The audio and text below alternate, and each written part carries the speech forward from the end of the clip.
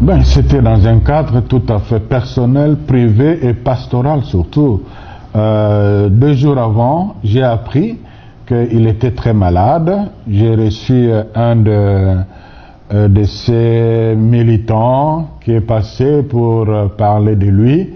À l'occasion, il me dira qu'il était très malade. J'ai dit, bon, je trouverai un temps pour venir lui rendre visite. 2 jours après, donc c'était hier, je suis allé, le rendez-vous était pris pour 11h30, je suis arrivé quelques minutes avant, on a parlé, je l'ai réconforté jusqu'à 12h05, je suis sorti pour visiter aussi d'autres prisonniers. Donc c'est une visite pastorale, j'ai lu beaucoup de commentaires dans le média, ça m'a surpris, je ne suis pas allé là comme porte-parole envoyé pour faire quoi que ce soit, mais c'est une initiative privée.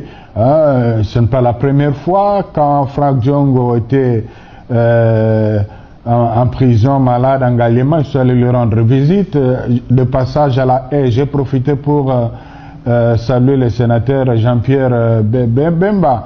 Donc, ces politiciens-là que le Seigneur a mis sur notre route, ce sont aussi des gens accompagnés spirituellement.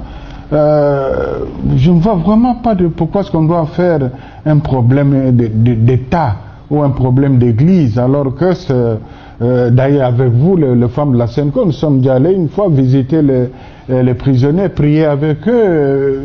Donc une visite d'un membre de l'église ne veut pas dire que l'église est en train d'interférer sur la justice. Je confirme ce que l'église a toujours dit. L'église a tiré la sonnette d'alarme pour notre justice qui fait la honte de ces pays.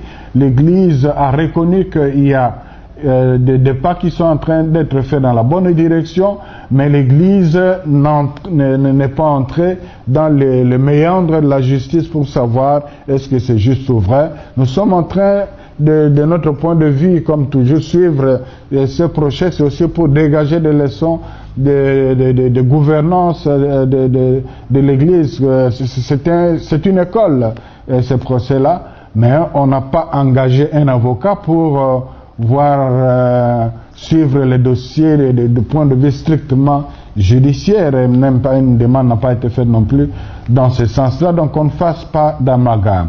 Je crois que la visite d'un pasteur pour un homme qui est en prison, qu'il le soit injustement ou justement, a la même valeur pastorale. À titre personnel, non, je n'ai pas été envoyé pour négocier quoi que ce soit, et ce n'est pas l'unique personne que j'ai vue. Ce n'est pas la première fois que je passe à Makala. Je vais souvent, alors pas souvent, mais presque chaque année. Et voilà, il n'y a que ça.